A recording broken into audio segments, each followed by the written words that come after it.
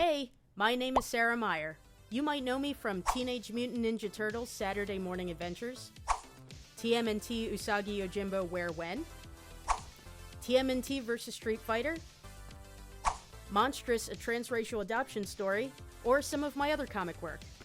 And I'm here to tell you, your childhood was trash if you didn't watch, and I mean really watch, Teenage Mutant Ninja Turtles. Cowabunga! One of the things a lot of people don't remember about the 87 cartoon is that they never called each other by shortened names, except for a few instances, one of which was like one of the first 5 episodes where Raph says, "Book him, Dono." But otherwise, in that show, if you know, a lot of people are like, yeah, Mikey and Leo, you know what I mean? But so that's interesting that one of the toys did have like "Happy Birthday, Mike," like, because you know, like a lot of the toys would have like Slam Dunkin' Leo or something.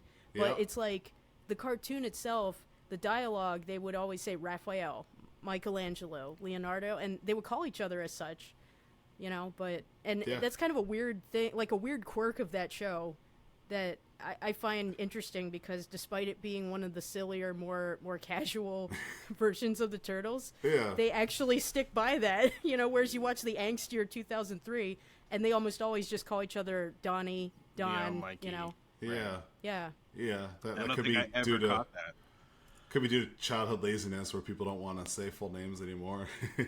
No one has time for that. I don't got time to say a full name. I mean, but that's like 87 Turtles. That I found that weird, you know. Mm-hmm. Yeah. No, but you're now right. you say that, like, you know, I can still hear all of them say like those full names, and I can't think. You know, I think it was the 90 movie where you know it'd be like, you know, calling him Mikey. I remember them calling him Mikey in that. Yeah, but like, in, I can in the, hear in it, the actual cartoon. but it's not the cartoon voices. It's definitely like as you're saying that, I'm like, no, they did. I was like, no, that's the movies. That was my Josh Pace imitation. Hey, Mikey. Exactly. Exactly. Unpopular opinion, I gotta say, just flat out, like, Corey Feldman, I didn't like his voice as Donatello.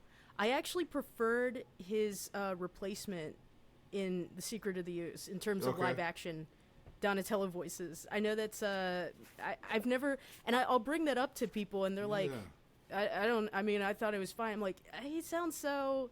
Anyway, sorry, Corey Feldman fanatics out there. Like, I'm sure, Look, but. We've talked about certain like there's certain things that some people love, and it's kind of like, okay, that, like, you know what, everybody's got a thing. I think Corey Feldman was a very popular choice, right?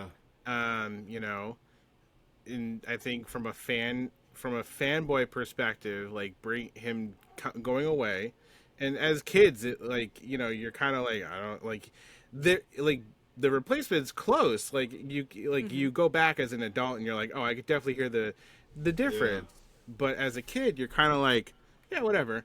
Like, you probably didn't know that there was a whole, like, it was even a different voice actor. But to have him come back in the third one was kind of like, it was like, you know, like when Robin Williams disappeared as the genie for the second movie, and they came back they were like, he's like, no, that's my character. Like, don't worry, like, you didn't do a bad job, but he's mine. Why does Genie sound like Homer Simpson? You know, but like Corey Feldman just had he had kind of a husky kind of voice, like it's kind of raspy, and then I just personally felt like, I think because I was coming at it from, like, as a fan of the cartoon, his second voice in Secret of the Ooze just sounded a little bit more gentle, sounded a little bit more like Barry Gordon to my kid ears, and I just remembered thinking, no specific reason, I just preferred that. But have you read choreography?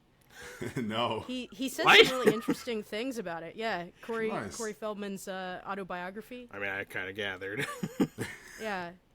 He says some really interesting things about that time in his life, you know, because that was during the height of his drug issues. But he doesn't really talk as much about how being part of TMNT the franchise has affected his career. I mean, he's done so much more, but Yeah. I honestly, admittedly, I did sort of listen to the audio version of it, because I was really curious to see what he had to say about it. Does he read the audio version of it at least? He does. All Yeah. right, perfect, awesome. great. I'm glad because He is a good voice actor. He even does his like mother's voice and everything. Like he Oh, he really? does the voices great. Yeah. That's Yeah. awesome. I enjoyed the little tweaks like that where it's like, you know, I'm an audiobook person, that's why I kind of chuckled. You were like, oh, I read it, I listened to it. I'm like, look, I famously say I read comics. Beyond that, I don't read. I will listen to an audiobook. You know, Yeah. it's just the way I prefer it. I mean, Sure. I'm not even a huge reader outside, like even audiobook listener, but the ones I have chosen, I've enjoyed. But to Half find the time, if I don't listen to an audiobook, I'm not gonna read the book. You know what I mean? I wouldn't. Yeah. I don't often have time to. I mean- but, sorry, I interrupted you. oh no, it's the internet. It will happen. We're all good. It will happen probably another 20 times. Like as an artist, I'm sure you could probably toss in an audiobook and listen to it, you know, in one ear or whatever while you're, you know, doodling, drawing, you know, For sure. whatever you're Yeah. doing, right? Like I'm not trying to like downplay anything artists do, because I've said a million times, you guys have some capability that I don't have, and I love it. So I'm all for it. You like keep doing it, everybody. Good, bad, it's all better than whatever I can put out. So So, what other tidbits do you have from the Turtles? Because that's one thing I'm man. sure, just like Nick and I, most people probably don't, like you said, remember that they use their proper names throughout the entire cartoon. Right, yeah. And now I will say, because I'm sure somebody out there is going to pick up an issue of Saturday Morning Adventures from IDW that, you know, and say, hey, they're calling each other Leo, and you know, or he's calling him Leo in the show. And I'm like, yes, sometimes it's, I would suspect, like, the scripts by Eric, you know, I suspect some of it is for space as well. Sure. You know what I mean? So, which is lettering, probably why Yeah. the balloons. considerations. You Yeah. know, the balloons on the So- action figure had Mike instead of Michelangelo. You imagine like the balloon that you have. saved- It's like Mike, Langelo. Like you could see it. Like Be a right lot now. more balloons. They saved money on the paint, probably. I'll bet you anything. Did you know that that's half that? The thing is, a lot of people think, like, you know, some cartoon characters like the Simpsons have, you know, 4 fingers. You know, Mickey Mouse has 4 fingers. Disney actually did the math when they were like designing some of those characters, and they decided, hey, we can save. And I'm making this number up out of nowhere, but it's like, That's cool. if we take off 1 digit and they only have, you know, 3 fingers and a thumb, we can save $500,000 per minute of footage, you know? So sometimes That's it is like that crazy. consideration, but I mean, you're not wrong. Like, some people are just like, I can't draw hands, and other people are like, no, it's like an actual, like, it's an actual financial decision. They're like, Right, it's time right. and That's effort, insane. and Yeah. especially if you're like back in the day when they were hand drawing everything. I'm sure, like now it's probably, you know, it's probably weirdly more expensive now with using like a CGI thing. I don't know. I don't understand how finances work with movies. I just watch them. let's see. Okay, so I guess, man, do we want to continue down the whole things? Okay, so Yes. I'm gonna say this. I'll start broad. Yeah, sorry. Like, Yeah. I'll start broad. So with the Fred Wolf Swenson Murakami cartoon, one of my personal peeves, and this is why I thought I'm going to address this, is Do it. when you see a BuzzFeed type article, type clickhole kind of article. Yeah. Yeah. It'll be like, the 87 Turtles show had all kinds of risque stuff, and it's like some one like frame where it's like, it looks like Michelangelo's hand is over Yes. April's breast, and I'm like, that's from season 1.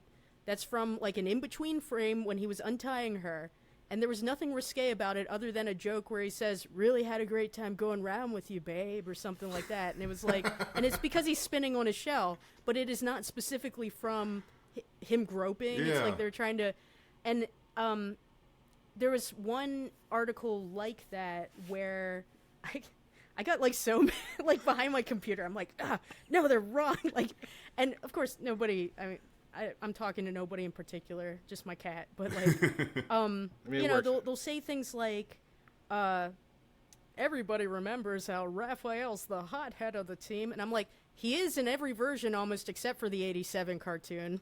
And they'll just use like a screen cap of him just looking angry like the others do because it's from the opening or something. Or they'll say something like, "Here we see him in an episode where he's running after Shredder." I'm like, that's the stock footage from the opening. Like, God, like, and I'm thinking you paid somebody to write this. Like, come on. And just other misperceptions about it that drive me nuts. Like one time there was another clickbaity type article where it was like, look at all the mistakes. And they used a screenshot from an episode that my friend and I had just rewatched recently, so we knew, where they had clones of the Turtles. They had literally, and it wasn't Donatello's duplicate. That has just a clone of Donatello and lots of rats.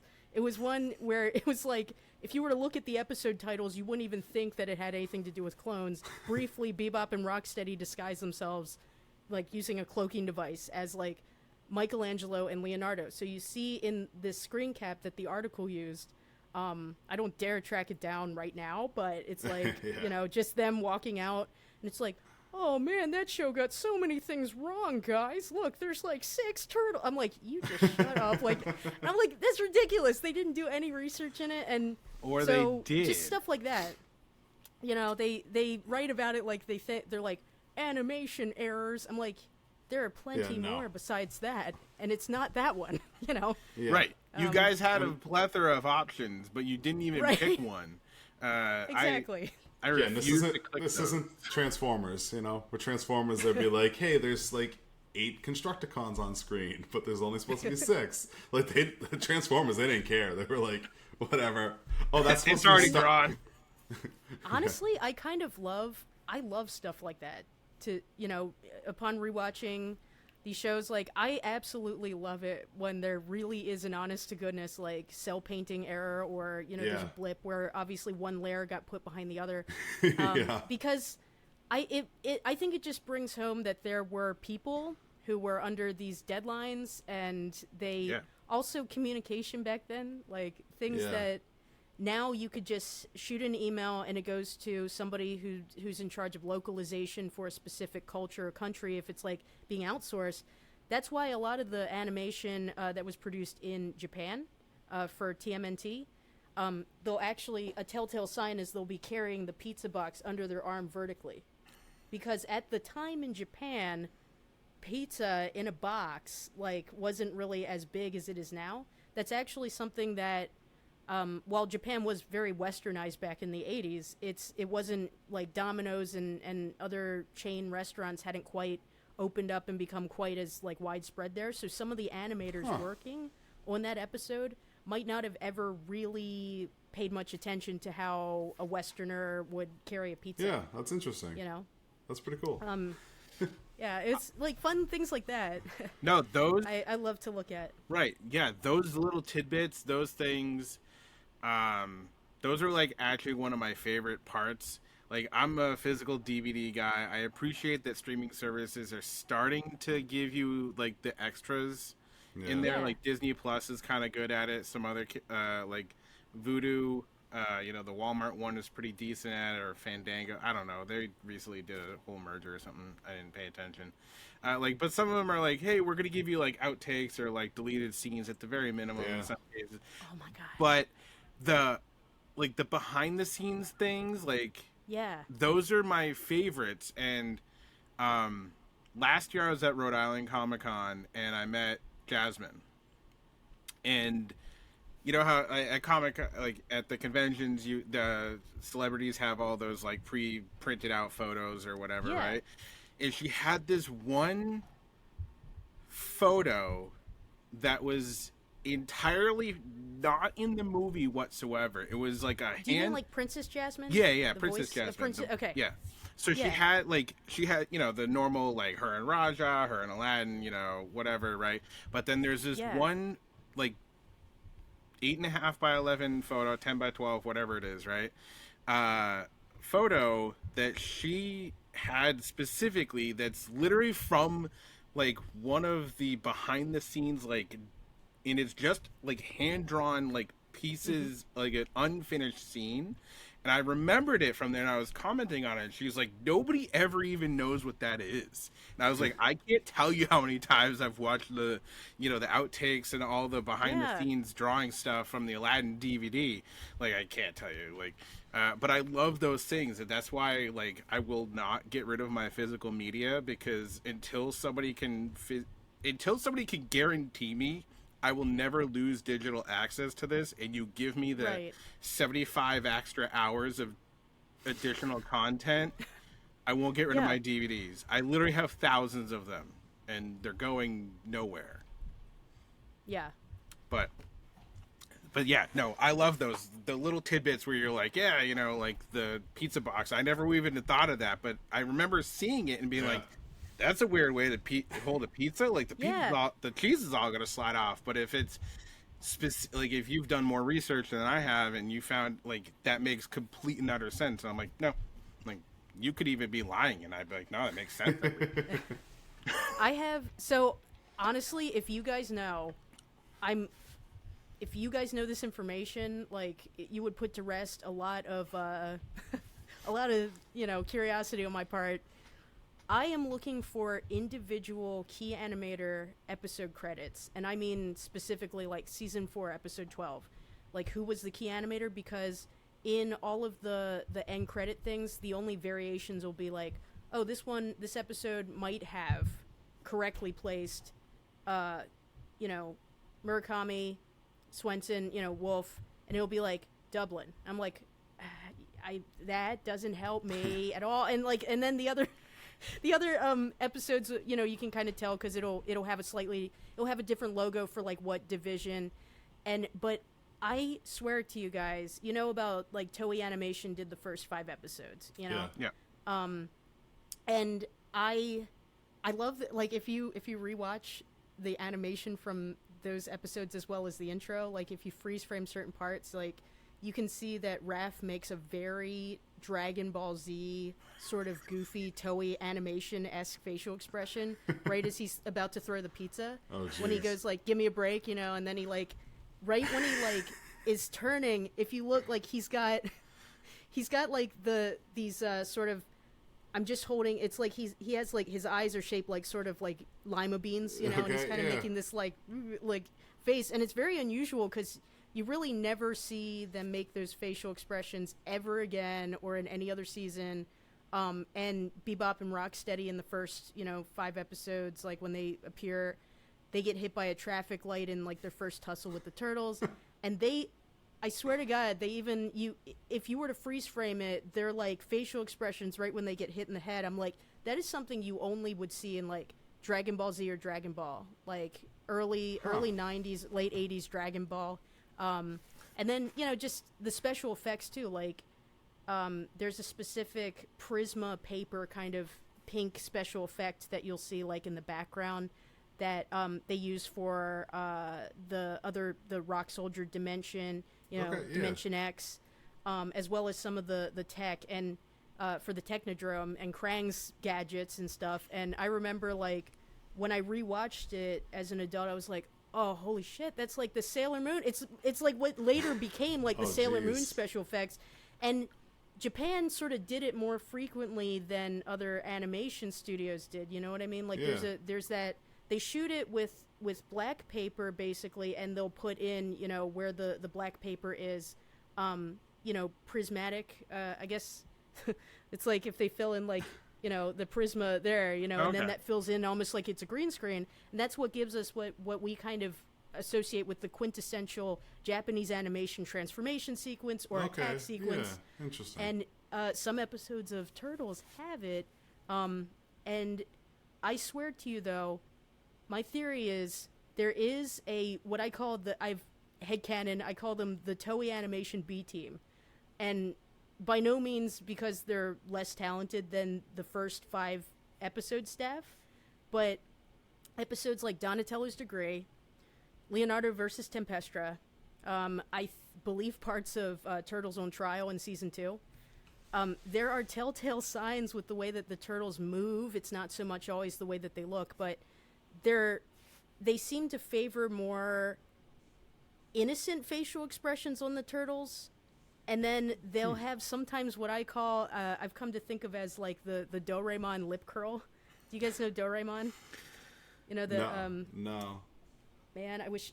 Hang on a second. Let me just. I want to say I do. Weird. I'm gonna draw like okay, so. Oh wait, I've actually got a coin bank right here. Sorry. Well, anyway, it's. Hang on, I'm sorry. No worries. No, we're fine. Do not worry about this in any way, shape, or form. Okay, so here's Doraemon. Okay. So, okay. You know, and he's like a Toei animation sort of staple, you know. Yeah. But the thing is, he often in the animation, he would be like, he would have his happy eyes, and then he would be sort of like, he has a little like lip curl. The turtles sometimes get that, and in those episodes, their pupils are actually drawn rather than just being filled in with, you know, solid black. They'll actually have the sort of highlight in the center. And those episodes tend to also line up with the ones where they'll hold the pizza the wrong way. And I was saying to my friend, Japan, but where in Japan, and what studio, and why are they not like the Toei guys, you know? So. Jeez. So is this all research for a book you're writing on the Turtles cartoon? Because this is way more than I think anyone else knows. Just so we're clear, it's awesome. We're not like, it's badass. Right. I'm saying you write that book, I'm buying it because this is amazing. I'm just fascinated by it, and I feel like I want to do a panel at a convention, and in order to really I have a ton of like examples that I could use, but I really wanted to have names to put with these examples, you know. Sure. So that's mainly why I've been like kind of obsessively like thinking about who could it be though. But like, I guess eventually I wouldn't. I mean, I think that would be a really fun idea for a research paper, honestly. You know, because I have thought about. And when I was teaching, I did teach as an adjunct professor for foundation studies at Savannah College of Art and Design for 3 years. So I was teaching in studio, but I really wanted to teach courses on Japanese animation in terms of like the history of it. And one of the ways that I was thinking it could be kind of pitched is, hey, a lot of your childhood favorites are actually anime. You know, in some degree, like Ghostbusters, DuckTales. DuckTales was actually animated by TMS, which also did Lupin the Third.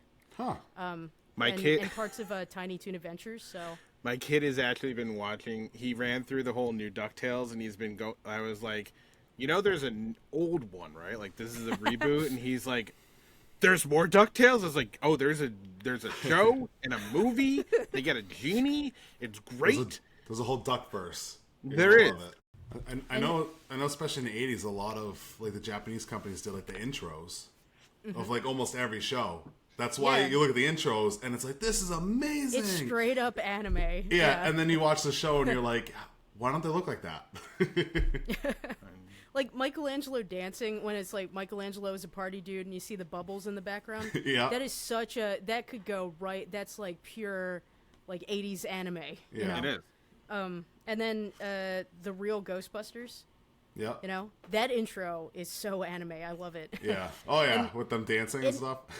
Yeah. Well, and there's something about the timing too. You know, it's like when you see the characters and they, not always, but I start to get a suspicion. You know, when I'm watching one of those cartoons from that time, if a character has a very exaggerated facial expression, but the animation is very limited specifically to just making that facial expression, you know what I mean? But their body isn't quite moving as much. So, because and at the time, like, you know, is it Secret Galaxy? on YouTube. Yeah. I was watching his episode about DuckTales. Did you know that DuckTales actually had bad reviews when it first came out? Like, newspaper, TV critics. They were like, the magic of Disney is lost. Clearly, because they outsourced to cheap animation studios in Japan. They don't have the Disney magic. But the thing is, I think now people recognize that there's a good thing about limited animation, and it has a good, it has its uses, right? Just because the frame rate isn't the same as the beautiful scenes that we've kind of come to expect in like Disney Renaissance big budget films. It's got its place, really. There's a charm to it too, because I've mentioned it before. Like growing up, like I was heavy into anime, where I would literally download fan subs of all this anime that never hit the States. It's still in Japan, coming out then, and I loved it. And even now, I'll see like new anime coming out, even like of a property that like I loved, and I can't watch it because a lot of it's too like computer animated now, and it's too fluid, and it just doesn't have that same magic and same charm as back in like the 80s and early 90s, where like you said, it was a little bit more stiff, but there was that like a lot of expression, but there was charm in the balance between the two. Yeah, there's a real snap to it. You know, if you compare like Sailor Moon's original transformation sequences from the original Toei animation in the 90s to Sailor Moon Crystal, it's like night and day. And I shouldn't say hate. I dislike the Crystal animation, even though I recognize it's more true to the manga, but I never really... I kind of liked the charm of the Monster of the Day and, the Sailor Senshi being kind of silly, and filler episodes. But, yeah, it's so... I think because you see so much of the movement every frame, it just loses the snap, and it ends up looking really rubbery instead of, the snap of, like, seeing the frame here and then here. Yeah. It's like when you watch, like a 4K movie on, a TV that has, 160 refresh rate. It's, where your eyes can only process, 24 frames a second. So 120, your brain knows, looks so bad. This isn't right. And that's the way a lot of, like, the anime is now. But it's funny that you bring up, like, the transformation sequences, especially with, like, the way they animated it, because when I was a kid, I watched Sailor Moon when I was a kid, the original. Love that. I never watched Crystal. Love the original. But the other anime that I used to love that was actually like on American TV was Ronin Warriors, and they were the same thing. They had that animation sequence where like the ribbon was like wrapping around them, and then just like like burst, and then dust. I don't know. It was definitely magical and like I said, charming, and it's different. But in my opinion, it's what made everything else possible. And going back to that frame rate, like the first time I saw somebody was like, I have 120 hertz, refresh rate. It's hertz, right? Yeah, it's hertz. And I was like, all right, so it's cool that you got that, but can you turn that off? Because it's hurting my eyes, and I really feel like I'm watching a soap opera, and I'd like to not do that. If you could do that, if you could turn that off, that would be great. Like back to the animation style or that you're talking about. You've kind of pieced together as to, incidentally, something that I've been trying. I got big into anime in like high school and like late middle school, which before what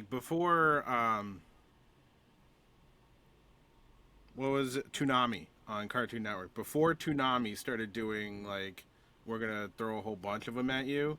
Like my buddy weirdly had like old VHS copies of like what was it, 3x3 Eyes and like Akira and Vampire Hunter D and all that, and like so like those are like, so like you're talking about it, I'm like, I've always been like, I wonder why like it was so like, but why it was like such an easy transition for me to just start jumping into that stuff, because it's like I'll watch Turtles by day, but then I'll throw, Akira on at night, and it's like, But the animation that you're talking about makes my brain finally understand why the transition. And I was like, no, these are like in the same playing field. They're different, but they're like the same. Right. which is why, because what was it? Princess and the Frog was like the first Disney movie that they did in forever that was like hand drawn, right? And I just loved it. It turns out I just really love hand drawn animation way more than Oh yeah. not. You can, Yeah. you can tell. And sorry. No, I was gonna say you could tell the difference. Yeah. Yeah. And there are episodes that they're Turtles that do not look good. I can't defend them at all. It happens. Some of the Dublin ones just don't. They're so, the color is so dull and muted. That's the other thing. I think a lot of people, they don't remember how muddy the actual content of the episodes looked in terms of color palette. You know what I mean? And when I was a colorist for Saturday Morning Adventures for the first 4 issues, I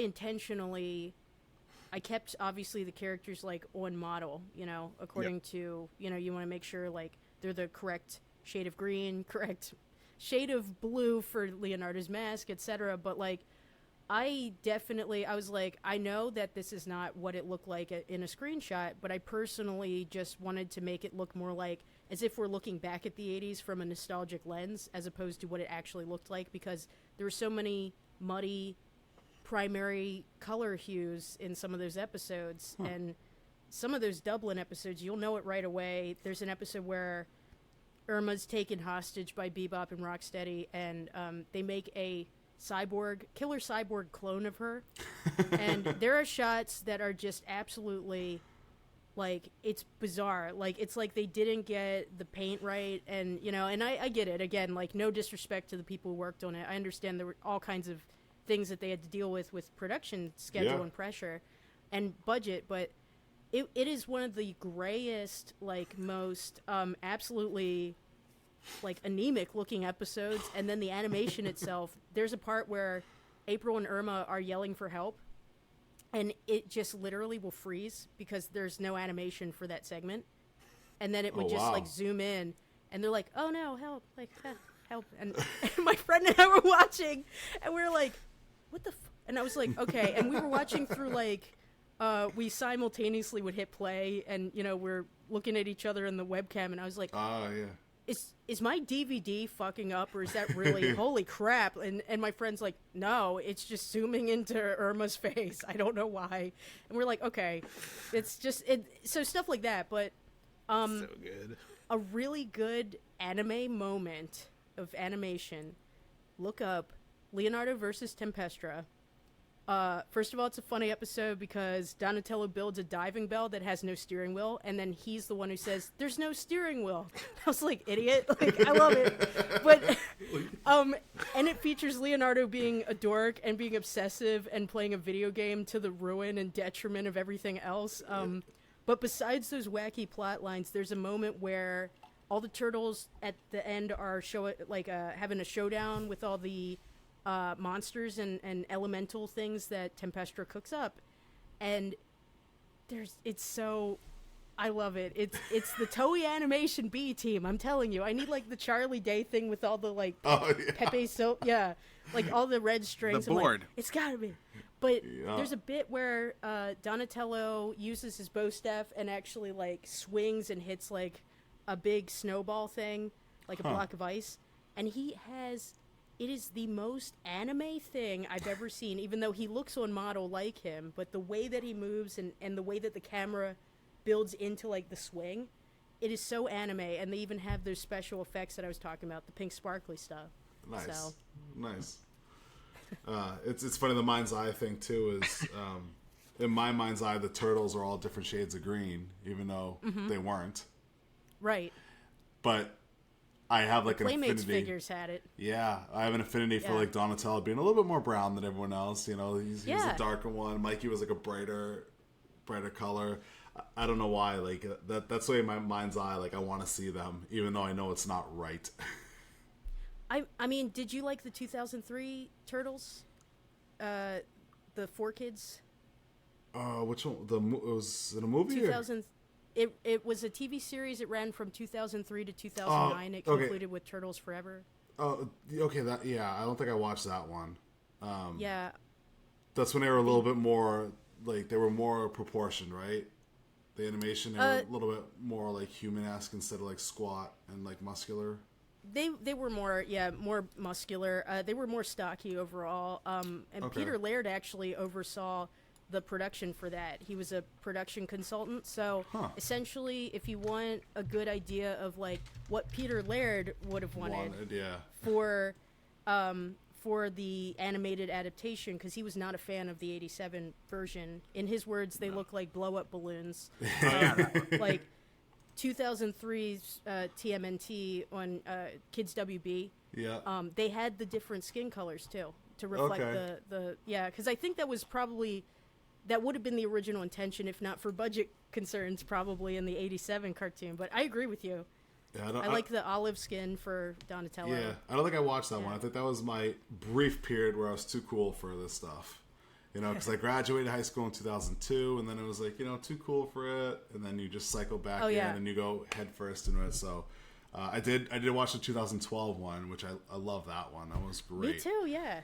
It took me a little bit to get... You are also 2 years older than me. All right, close. Yeah. How many? How many years older? Oh, so you're my age then, because I just turned 40. No. Oh, wait, no. I'm going the opposite direction. Other way. Never mind. No, I'm 37. Yeah, never mind. I was surprised went the other way. I'll be 39 in 6 days. Gotcha. So. Well, happy early birthday. Thank you. Yeah, happy birthday. So it took me a while to get into the animation for the 2012 one, but you know, just like anything else, it's new, right? This isn't my Turtles. I don't like this. Right. But then you kind of adapt to it and realize that things can evolve and change and be their own thing. And I kind of let that go. And I'm like, the story is great. The character building, the world building, they did a fantastic job. And it towed that line of like, it's serious and it's fun.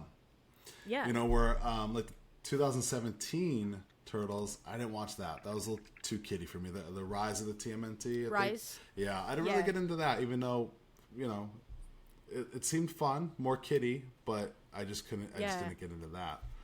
I have specific preferences for the characterizations of the personalities that are absolutely, just in my mind, I wouldn't enjoy it if it went against that. Yeah. And Rise, for me personally, unfortunately, went against a lot of that, and that's what made it so that I did not enjoy it. You know? What are some of those things?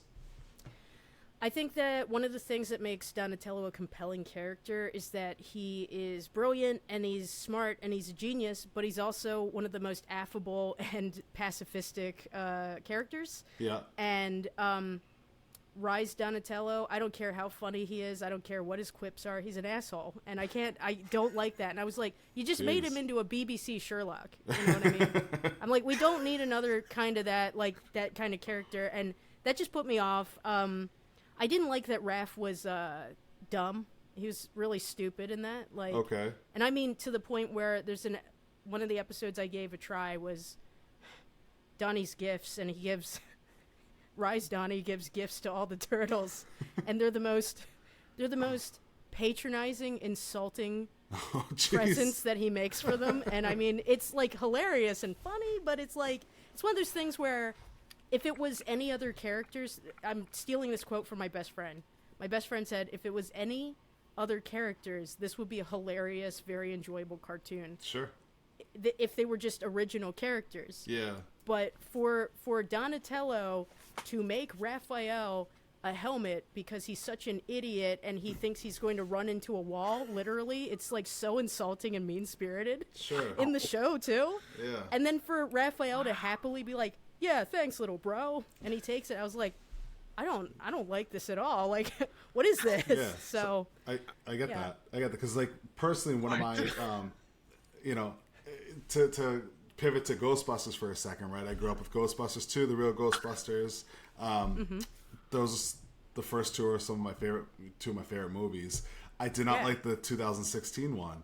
And it had nothing to do with because it was a female cast. It was because Ghostbusters is dry humor. and 2016 just went slapstick.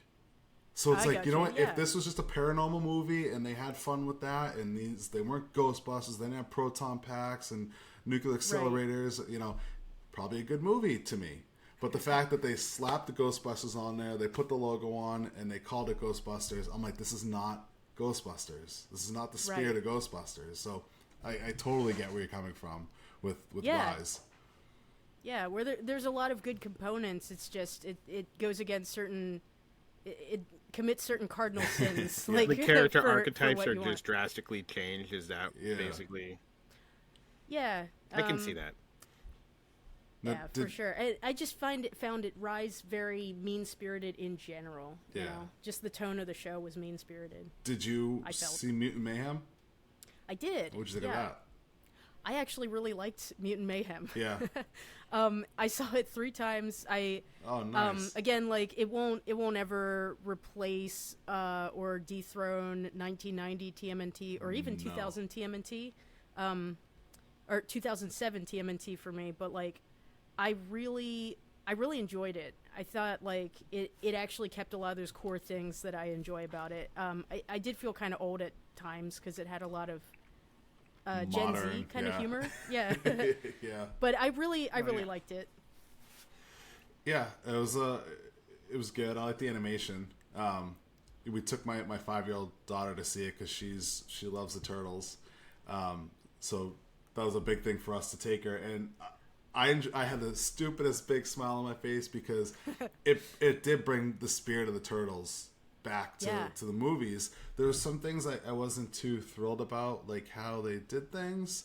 I'm a big Michelangelo fan. I wasn't 100% sold on his character, but a lot of the stuff in that movie, I think they did a good job with it. Because it's hard, right? You know, we're growing up with these things from the 80s, and a lot of those things date themselves. Right? And to make them modern, they need to step into the modern times and adapt modern things, right? So the fact that like they're on social media and stuff, you know, and they had iPad with a smartphone. Yeah, they all jump in their beds and they're just sitting there. It's just it was interesting. I think they did a good job, like transferring it over to that overall. I look forward to the sequel. That's for sure. Yeah. It should be interesting. I only saw it once. I will see it again. I'm just waiting, but it was definitely because, and I think I was talking to someone else afterwards, and I'm like, again, I'm there with my 5-year-old, so I couldn't be 110% focused on that because she was with us. Right. And I talked to my buddy, and I'm like, did they even say Cowabunga once? And he's like, oh, I think they said it like in a slow down sequence when they were flying through the air, and it was long and drawn out. And I'm like, man, like Paul Rudd said it as Mondo Gecko. He's the one that said, okay. Yeah, in the bowling alley scene, he's like, yeah, Cowabunga. I just made that up. And he, like, ad-libbed it. Like, you can tell that's a Paul Rudd ad-lib, but it's, like, really quick. Really, like, blink and you miss it in the background. All right, yeah. Yeah. Nah, see, I wish it would have been, like... Because I still wish Mikey was a little bit more surfer dude, right? Because, like, that's the Mikey that I remember and I love. And I wish the Turtles said that, even if it was, I would have accepted a Booyakasha, okay? I would have accepted that, because that's relevant too. Because, I mean, even, like, the 90s Turtles, right? One of the best movies ever, I would say. Because, like, I can watch that any day of the week, and it still holds up. It doesn't age at all. And that's a testament to the writing, and then watch it. It still holds up, just like the Goonies. I can watch the Goonies right now. I watched it like 4 months ago when we had superhero. It's surprisingly weekend. Adult. And if you're saying it doesn't hold up, you need to go. I'm not. Whoa, hold on. I didn't say it didn't hold up. No, it holds up very well. Let's be clear. My facial expressions and everything were like, it didn't get dated. I'm like, no, there's a few things in there that are very dated. No, I don't mean like dated, like, Danny's stealing a Walkman. No one knows what a Walkman is anymore. I don't mean not dated like that. I mean like dated like if you take it in a vacuum and take those 80s and 90s references out, it could be a movie that came out today. you know, Right. and Yeah. feel Okay. you know, like it's a modern movie, and that's a testament to the writing and Jim Henson and his Right. work, and you know, and I think that's why we'll never get a movie like that ever again, because Yeah. Jim Henson wasn't around for the second movie. He Right. passed, and then you know, so the second one kind of went down in quality as far as like the costumes and the suits and the animatronics, and the third one was just a dumpster fire as far as how they looked. You know, those Yeah. freckles should not be that bright, and like, You know, the guy who pitched that movie around in Hollywood, he's still bitter about it because so many people turned him down. yeah. Yeah. Why? It's like, okay, so you guys watch Turtle Power, the definitive history of the Teenage Mutant Ninja Turtles documentary? I don't have think not. I have. If you like the 1990 Turtles movie, Yeah. that has so many cool like things about it. So one of the guys, like Bobby, was, I just think about it like, you did a good job, Bobby. You don't have to be mad. But he literally says, yeah, I was pitching the Turtles idea in Hollywood, and he's like, everybody looked at me like I was crazy, thought I was smoking dope, and turned me down, thought I was crazy. And he's like, but I knew it would be good. And he's like there in sunglasses. This was like filmed in like 2017. He's got white hair. He's older. He's like, I knew it would be good. Everybody thought I was crazy. I'm like, that poor guy. But Maybe he was. the director of the 1990 Turtles movie, God, I can't remember his name. I want to say it was Peter something. He is British. He directed the Aha music video, Take On Me. Okay, nice. And he took it so seriously. Like, when you see the things that he says about it, and you know how they approached it, that they were really bent on making it kind of almost labyrinth-like in terms of how they didn't show like the creatures straight up. Like, they wanted a darker lighting, darker, you know, actual physical look to the set. Yeah. Like, he really took it seriously. He wanted to, if it wasn't for some of the, I guess, copyright, you know, keeping it on brand and kid friendly. Yeah. There were some negotiations that went on between their vision, and Jim Henson was a little bit worried about the way it would be received as well, like in terms of violence. Yeah. He wanted to like walk it back a little bit because of the Muppet affiliation, but it's like, I feel like I agree with what you're saying. I think that it's a perfect blending of those two things, like the kid friendly, family friendly, and then like with the colorful masks, and they have like the Turtles logo we know and love, but it's so dark and it's got like just the right element of realism that, yeah, it's just, Yeah. can't say enough about how much I like that. To just draw it back real quick, where I was heading with that is, even watching that today, when they do their cowabunga and the high fives, like, it still chills, because like, it's so, they're so happy and so energetic, and it's just like, Yeah. I wanted that in Mutant Mayhem, and that's my biggest takeaway from that movie, is like, I wish they added that, but I still love how it took the values of the Turtles, and that's another thing that's so magical about the 90s movie is they're brothers. They drive home that they're brothers and that they're a family and they care about each other, and that's like the core values of the Turtles, and that's what makes them such a good property, right? They're not just random individuals, you know, they're family, and like, they care about each other, but they'll fight, you know. Right. Raph's a big jerk. We haven't seen Raph for a while. We should probably go find him. And he comes smashing through.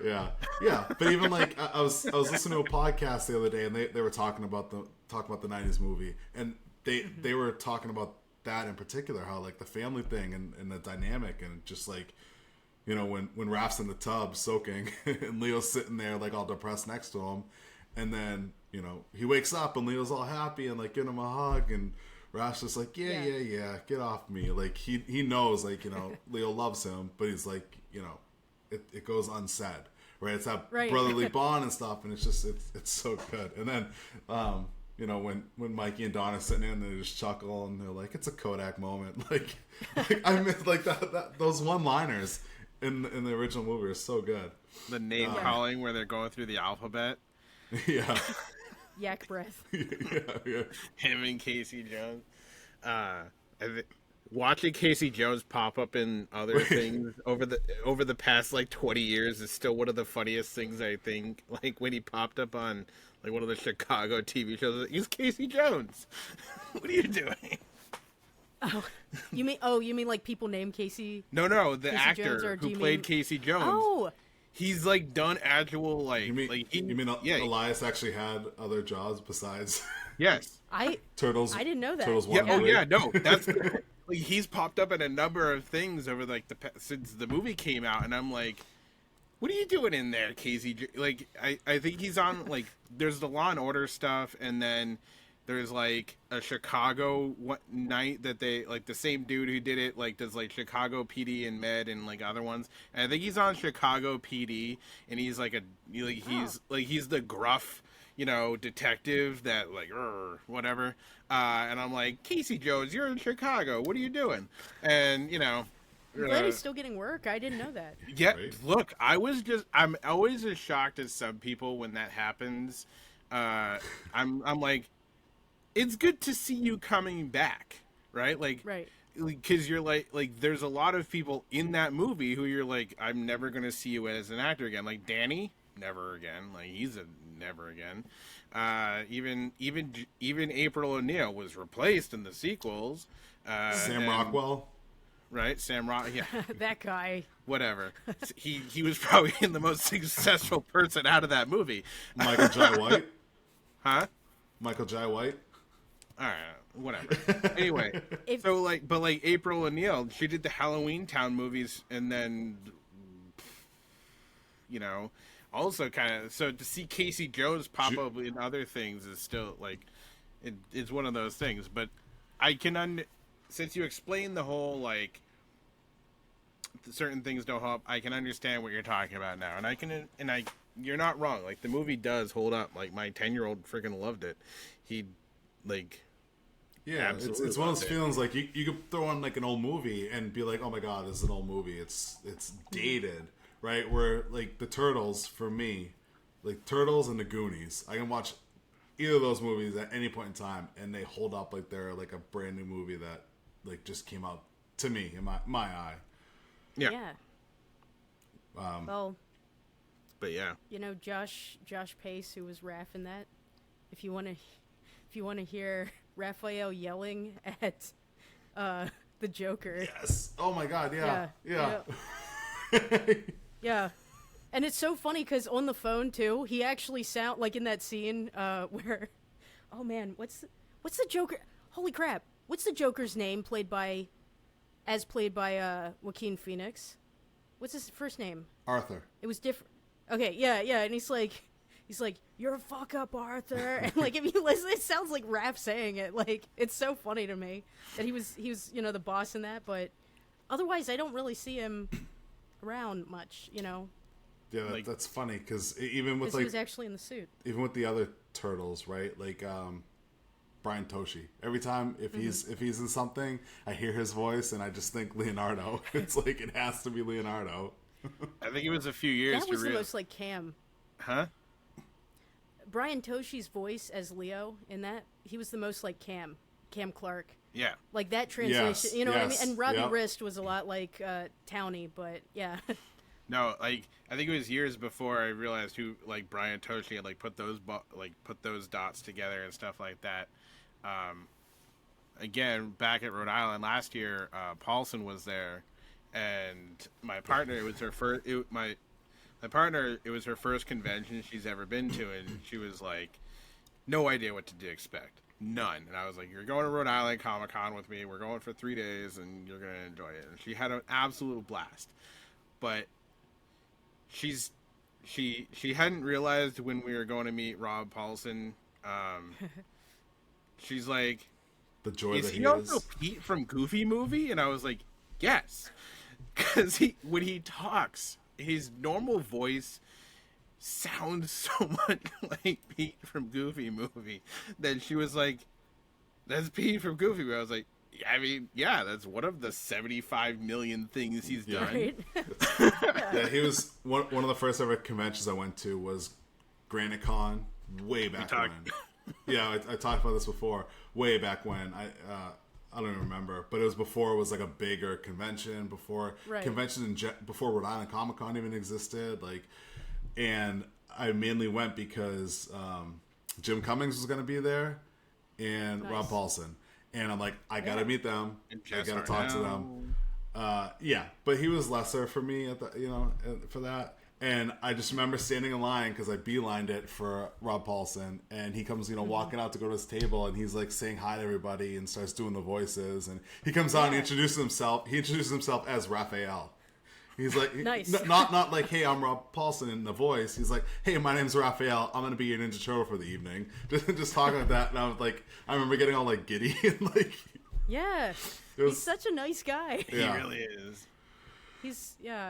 I've met him a couple times. Twice dressed as Mighty Max in my Mighty Max costume. That's awesome. If you ever need another Your Childhood Was episode, I could talk about Mighty Max, the animated series. Deal. But yeah, like he's just super nice. Weirdly, I haven't really talked to him about Turtles. I've only ever like gone to talk to him about Mighty Max, and then like. Yeah, so we'll see. He's super nice though. He has it's just like I'm a massive fan to the point where I'm lost for words. But I will talk to anybody about anything. But there's still like a handful of people out there, and like the first time I met Rob Paulson was kind of one of those times too. Yeah, I think Rob is actually a really great role model for how to, because I've seen firsthand like. Waiting in line to meet him, how he makes people feel at ease. I know this is a weird thing to say, but I actually told him that. I said to him, "You're my role model, not just because of your amazing voice acting, but the way that you field questions at panels and the way that you are so kind to people when you're just meeting them.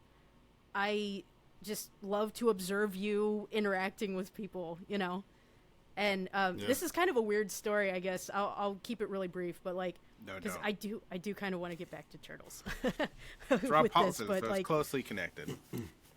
This was the day that Rob Paulson felt my arm muscles. Like, I know that's a weird thing to say, but like, I've seen him do it. When I was telling him this, I was dressed in my Mighty Max outfit. This was in 2019, and I had been lifting weights for a few years at that point, and so I gotta say, like, at the time I was a lot more buff than I am necessarily now. I've kind of lost some progress, and I remember that he was like, I'm pretending I'm him and you're me. He's like, he reached out and he like put his hands like very, properly, nothing weird, right.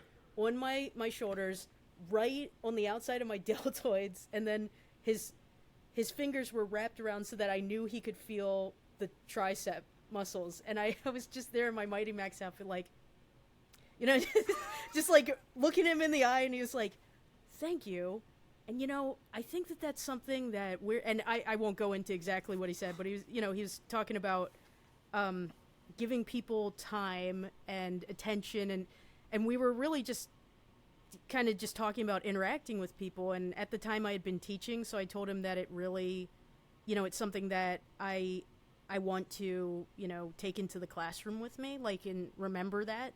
And he was like, thank you. And then no freaking lie, he goes like this. He goes, oh, wow. And I was like, and I will never forget. And I'm just like, wow, Daddy Rob gave me like, oh, wow, he gave me, like, his blessing. And it was just one of those moments where I'm, like, dressed as Mighty Max, having this guy who played Mighty Max and several others, that we love, like, basically just saying, he said something along the lines of, your generation now that grew up listening to my voice, now you're in this role where you're going to be teaching people. And this was at Savannah Comic-Con in 2019, and, like, and so that just made me feel like, and I was staring at him, and the thing was, I was wearing blue eye contacts at the time, which if you keep your eyes like open like this and you don't blink enough, like, they will slide down slightly, you know what I mean? They're Plano. So I was like, because I was worried that the ring of blue was going to just slide down and make him think I was like going googly eyed or something. But it was just such a cool thing. And I told my friends, like, yeah, Rob Paulson, he's like the most encouraging, cool grandfather ever.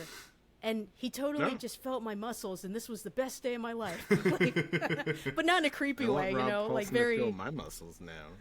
Right? No. To confirm what you just said, he does take the time to talk to everybody, and is super encouraging to literally everybody. He is the nicest guy. He really is. Like, he's just a.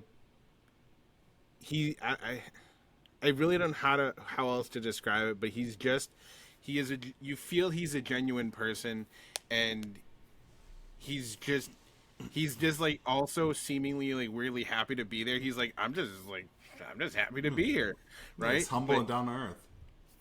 Thank you. Yeah. His book, have you read his book that came out in, I think it was October 2019? We've established none of us read. Well, I haven't listened to it yet. And he does narrate. He does narrate the audiobook. Yeah. I have the paper copy, and I have the audio, Audible recording. His son Ash Paulson actually gives an intro at the beginning, and one of the things that I was really struck by in that book is that Rob talks about a moment in his life when he actually felt like he wasn't going to get more voice roles, because it was after the 90s boom, but before Turtles became the nostalgic thing. You know what I mean? Yeah. It was like during that time when it was before 2012 when he voiced Donatello, again, or when he came back and voiced Donatello instead of Raph, Yeah. And that was the thing that really made him feel kind of like, okay, I know now that age isn't a factor in terms of getting these roles, but he more or less kind of described like a little bit of a midlife crisis that he had. And I really, in addition to just, what he's been through with throat cancer, like I just really appreciated how candid he is in that book about it. So I highly recommend it. And because he's such a positive, as we're talking about, such a positive, humble, down to earth guy. Yeah. He's such a great, and he genuinely is happy to be there at conventions. Like, for him to share those moments when he felt that way and felt like, man, am I going to get another voice role? And he said that he literally was dealing with kind of a depressed feeling. And I really appreciated that. It's such a good book. And there are lots of parts about his time on Turtles. Right. Nice. So confirming I would pay good money to hear outtakes from that. Right. The connection there is the confirmation that, these people, as much as we love them, they are people, and they have ups, downs, but that they're human. And that's it. Like, it's times like that I agree. It's those little touches when you find things out about people that you're like, no, I feel like this is a genuinely really good person. Because there's a couple people I've met where I'm like, I don't get that feeling. Just so we're clear, Rob's not one of them. Right. But like, there's been a couple people I've met in my life or at conventions, just to stay on off topic. You're like, oh yeah, you're definitely here for the money. You definitely don't care about anybody here. But Rob is not in that, and it's great that we have similar Rob stories, but different aspects. And I'm just, like I said, I'm just jealous he felt your muscles and not mine. I don't have muscles, so it's not like it's probably a better, grip. But the coolest thing about voice actors is the fact that, they can just take you back, right? When you meet them, right? Because you can meet a celebrity and they're not dressed as their character from your favorite movie or your favorite TV show. They're not acting like it, and they really can't just all of a sudden transition into that character.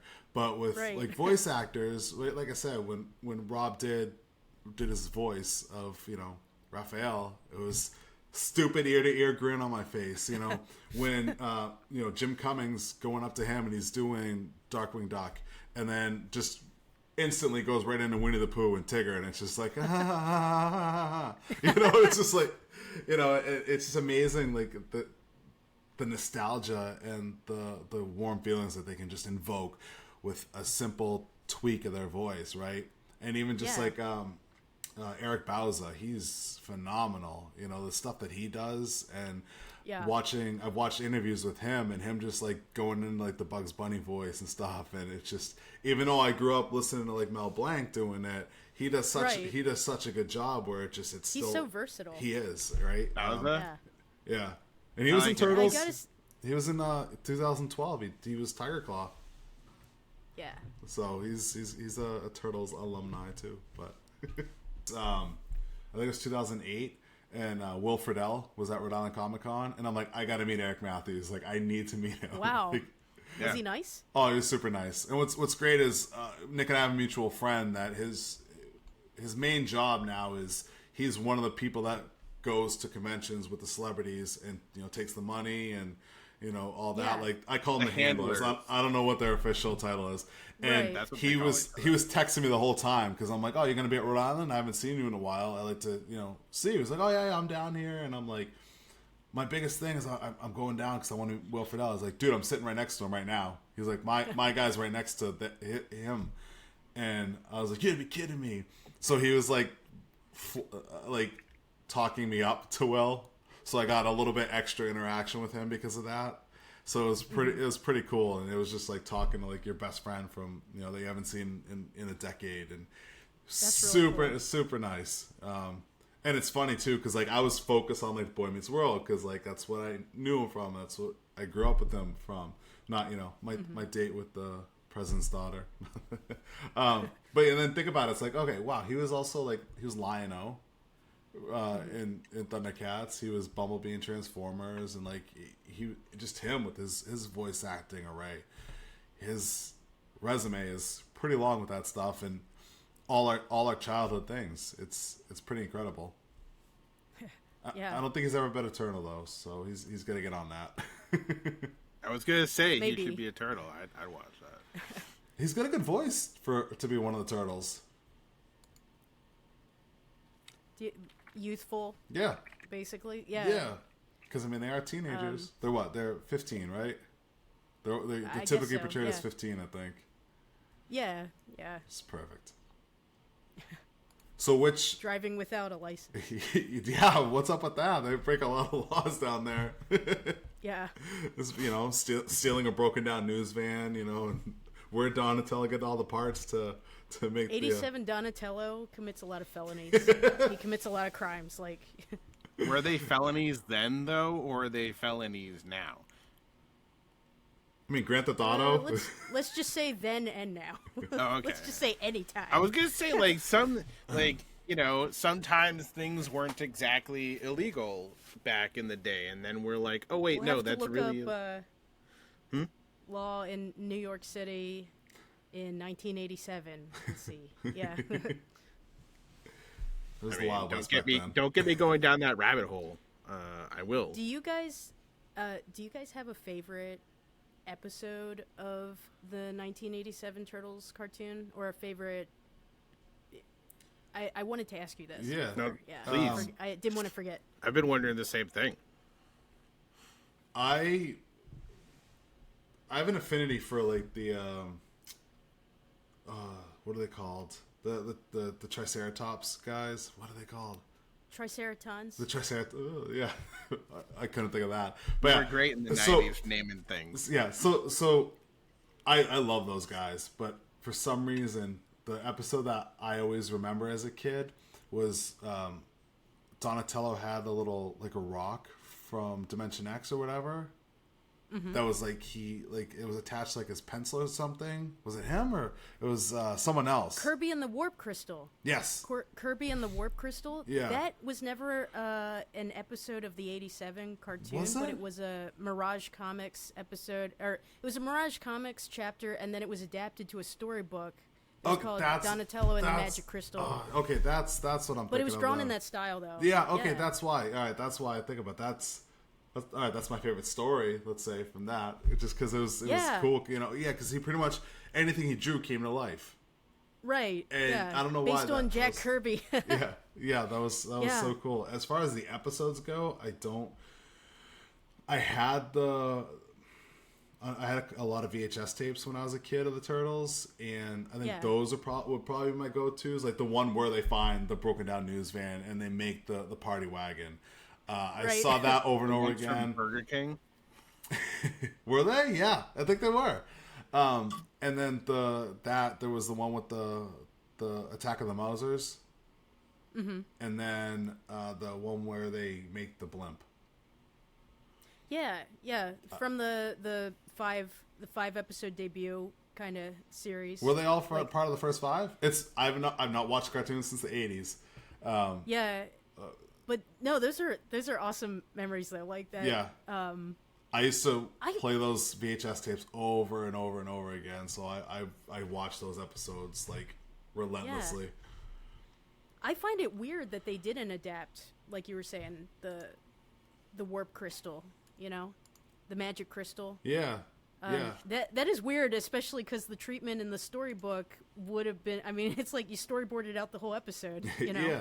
I mean, in the cartoon, Donatello didn't he have the gauntlet at some point? I thought I remember, because that's like a very pivotal. Eat Gravity Hoosiers. Yeah. Eat Zero Gravity Hoosiers.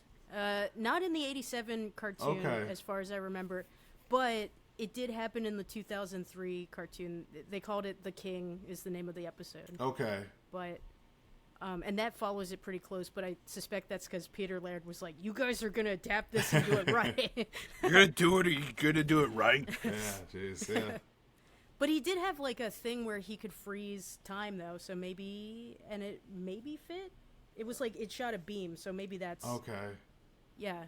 So we're talking, many Donatello makes time. years ago. Yeah. I'm gonna go back to those VHS tapes, and I only had the one for the longest time, so it's probably the episode I've seen more than any other episode in my entire life, and it's The Great Boldini. Oh no. Yeah. That one's weird. It is. Don't you think? Yeah, it's so freaking weird. It is super weird because is that the one with the tickling feet? What? Tickle somebody's feet a lot. You know what? Yeah, I'm only remembering the fact that it was like a fake thief. Kind of like who all of a sudden gains the powers to cause storms, or something like that. Is it where the kids are in the museum and it gets really cold? Yeah. Okay, yeah. That's a weird episode. Yeah, I know. But that was the one VHS tape I had. So I've watched it more than ever. So it's probably, if I had to pick a favorite, it's the one I have the most memories of. Yeah. And it is the one, I don't think I looked at it as it was weird. But now that you meant, I watched it somewhat, or at least bits of it at some point in time, sometime in the last, say 5 years. And I'm like, I do have memories of it being somewhat weird. And I'm like, I'm just going to chalk this up to the 80s were a weird time, man. They were. I will say, though, I was surprised upon rewatching Turtles how other shows of that era, I was fully prepared. I was saying to my friend when we were going through, and the rule was every episode. I was like, no matter how bad, and she was like, every episode, even the one with that goddamn rabbit hokum hair. And I was like, oh jeez. And we had to watch the Easter special. It was so bad. It's awful animation. Anyway, and so we were prepared for some of these episodes might have some things that now we're like, that's pretty damn offensive. Yikes. But I will say, I was surprised. There was surprisingly little of that kind of thing. You know what I mean? Huh. Whereas, there are times, there's... I don't want to get on a tangent, but there was one episode of DuckTales 87 that I watched where I was... I wasn't, furious or angry. It was just one of those, oh, geez, Scrooge, yikes. It was the episode where his factory workers go on strike, and Scrooge gets amnesia and he thinks he's a working class guy. I remember that. And he loses his accent. Yeah. And he weirdly, like, briefly dates Fenton Crackshell's mother. And when he's wandering around town, he goes into a few different restaurants, and one of them is a Chinese restaurant, and he, like, actually kind of does a little bit of a racist kind of, I won't even repeat it, but there's a bit, and it's a very brief blink and you miss it, and he sort of says a stereotypical racist kind of mocking phrase, you know, and I was like, yikes. But just stuff like that when you watch it, you know, you kind of, when you watch older content like that, you might expect that that's going to be around. You have to expect, right? Like, you just have to expect that. Right. But weirdly, I will say, in Turtles, there's less of it than I was expecting at all. Like, it really doesn't happen a lot. Nice. In fact, I'm actually kind of surprised by how just casually, for an 80s cartoon produced for an American audience, how casually diverse the background characters are. Like, it's just kind of like, just like a quiet thing that nobody really mentioned or talked about, and but now it stands out a little bit more. I was like, wow, that's pretty cool, you know. Nice. The little touches that we missed when we were 10, that we kept now, right? It's the TV show Dinosaurs. I went back and watched that, and I was like, I have no idea why I laughed at this as a child, because I definitely didn't understand anything that was going on. What? It's because your parents were laughing, so you laughed because you're like, no, this has to be funny. I didn't watch it with my parents. That was the weird part. Like, like, I watched a lot of TV most of the time by myself as a child. Like, I had a TV in my room starting at like 4 or 5. So like TGIF and all, like, everything. It was like I was just watching TV in my bedroom, playing video games in my bedroom, like Full House and stuff like that. But my mom never got into dinosaurs, so I mean, that's a good theory, Mike, but I don't have any recollection of watching that with my mom. All right, the laugh tracks. You laughed along with those. So I looked it up real quick, like the old Turtle VHSs, and definitely Sky Turtles, like I said, the blimp. But Hot Rodding Teenagers from Dimension X, that's the another one that I had on repeat constantly. Yeah, that's from season 1. Yeah. The neutrinos. Yeah. Yes. Yeah, I love those. If you watch that episode again, there's a lot of anime stuff in that too.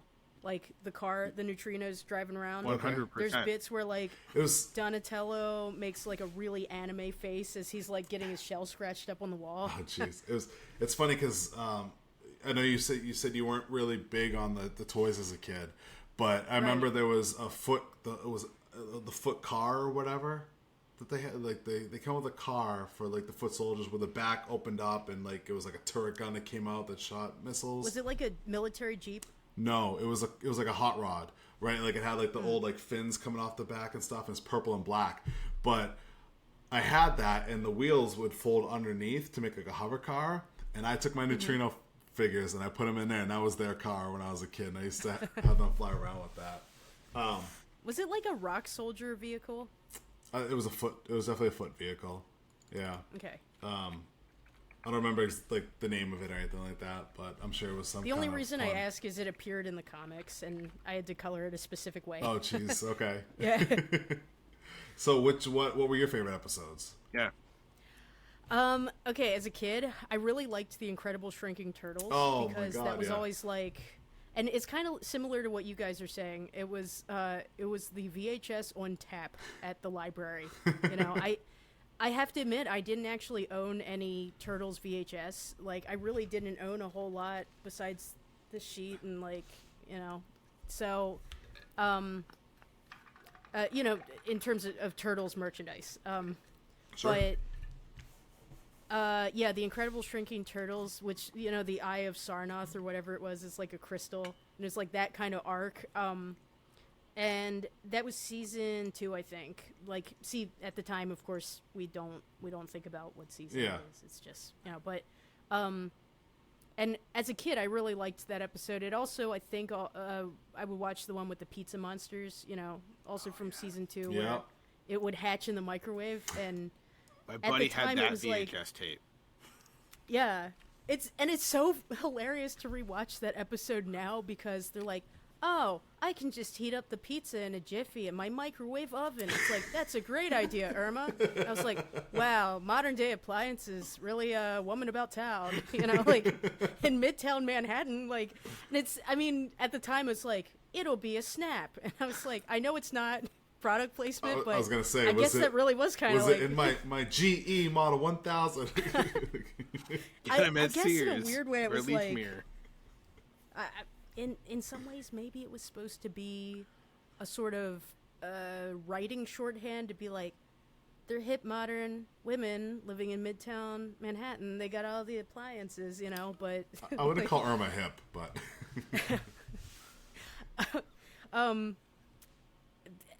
As the show goes on, by the way, and I'm sorry, this is something I noticed when, you know, rewatching it recently. Yeah. Irma actually becomes like the freaking least shocked or surprised character. She actually becomes like one of the coolest, most collected people in Channel 6. She's just so desensitized. yeah. Like she spends, I guess, less time than maybe people might remember being really scared. You know. Yeah. I guess. Wow, we've been going a while, but essentially, okay, I'll list these really quick because I don't want to, you know, hold you guys up with this, but nope, okay. So here are the things that people that I've always wanted to say that people don't or remember incorrectly about the show, right? Yeah. Okay. Raphael in 87 is seldom angry. In fact, he actually, I've noticed, is the most cowardly of the four turtles in 87 verse. Again, all these things I'm about to list are Fred Wolf cartoon only. Irma is actually tougher than April in many ways. April is also not as much a damsel in distress as people remember her. She's very career driven, you know. In fact, I've come to sort of dislike 87 April slightly because eventually she just doesn't even try to hide how selfish she is with regards to like her scoop in the Turtles. Okay. You know, and she'll be like, why'd you guys have to defeat them? Like, I had a story. I needed that promotion. I'm like, oh, man. She just doesn't give a shit after a while. She just will flat out tell them, you lost me my job. Yeah. And then, let's see. Oh, Donatello is misanthropic. He's actually, like, when you think about 87 Donatello, he seems kind of cheerful, super smart. I would describe him as actually kind of bumbling, deeply insecure, misanthropic, and like weirdly depressed after a while. It's kind of sad. And his inventions half the time don't work, and he gets blamed for things. Michelangelo calms himself by eating food. And Me he too. soothes himself with food. But he also, anytime the others have something going on that's individually their thing, like, wow, Raph, you really did it. You became a stand-up comedian. Good job. It's like the end of the episode. Michelangelo will come in and be like, hey, guys, you forgot about the pizza. And then they're all like, ha, ha, ha. And it goes to the credit. and my friend was saying, you know what? Michelangelo seems to use food as an excuse to also get the attention back on him. Nice. If, like, one of the others has an achievement. Same like, thing. Nice. It's kind of... well, and, like, Donatello's degree, at the end, Donatello's going, well, I guess I really earned this college degree, and I died laughing because it looks like somebody drew it in crayon. Like, it looks really fake. And... our headcanon is Splinter made it out of construction paper. And he's just, like, teasing Donatello. He's just, like, fucking with him. And Michelangelo tries to take attention off of it by being like, what about my pet fish? He's, like, only in that one episode. And I'm like, what is the deal with this? And the other thing is Splinter is way more of a snarky troll. Like, he'll literally... You could tell he knows better in that series, but he'll be like, I don't know, Raphael. Maybe if you think that the path to bettering yourself as a ninja is to try your hand at stand-up comedy, perhaps you should try it. And he has this look on his face like, dumb fuck, I can't wait to see how this goes. I want to see how this fails. That is awesome. And lastly, Leonardo is delusional, suffers from a hero complex, but to an absurd degree. At one point in the episode, The Four Musket Turtles, Oh, yeah. my friend and I suspect that he feigns a head injury.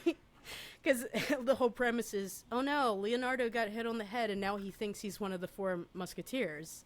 And we've got to kind of help him through this, but like, I'm like, I think he's faking it. I think he's not at all, because he's like, quick, we must away. And I was thinking, no, this is just, Leonardo's thinking this is a great opportunity to force the others into playing into my delusions, you know, by feigning a head injury. So he's gaslighting them. Exactly. And he has like a weird, you know, he always goes, you know, and this is kind of similar across lots of different versions, but it's kind of pathetic how much he doesn't really know what to do unless Master Splinter tells him. Yeah. And you can tell he gets a little anxious and he's kind of lost. Like, the only time I've ever seen 87 Leonardo tear up, literally in the animation, is when Splinter is captured in the Maltese hamster episode. If you look, he gets the anime shimmery eyes for a moment, and he's like, Master Splinter. And I was like, oh no, what? It's like a weird moment where he's very emotional. Because who's going to tell him what to do now? Exactly. So just, I know I sound totally unhinged, but no, that's my. It's perfect. I'm not gonna lie. You have made me want to watch the cartoon. Yeah, same here. A lot more. Like, I already had it on docket, right? Like, I am fully ready to shove this stuff down my kids, like, in front of my kids, right? Like I said, my kids love DuckTales. My 10-year-old loved the new one so much, which was an amazing show. Like, they did so many things good in that show.